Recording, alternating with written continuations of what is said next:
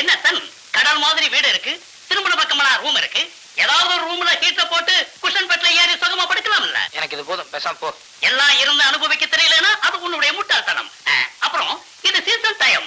திடீர்னு முதலாளி புறப்பட்டு வரேன்னு போன் பண்ணாலும் பண்ணுவாரு. நான் உள்ள டயர்டா தூங்கிடுவேன். எதுக்கும் போன்ல ஒரு காலை வச்சுக்க. Okay, good night son. Good night doctor. அண்ணா எங்க சாயங்காலத்துல இருந்து ஆளைய காணோம்? மலர் வளைய வைக்க போனீங்களோ? ஒண்ணு சொல்லட்டுமா?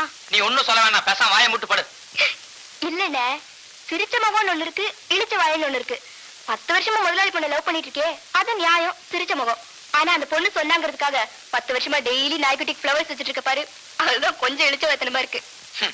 என்னைக்காவது ஒரு நாளைக்கு ஃபாரின்ல இருந்து அந்த பொண்ணு வரத்தான் போகுது. ரயில்வே ஸ்டேஷன்ல என்ன பார்த்ததோ ராஜு அப்படின்னு சொல்லி கட்டி பிடிக்க போகுது. அன்னைக்கு என்ன பத்தி நீ தெரிஞ்சுக்குவ.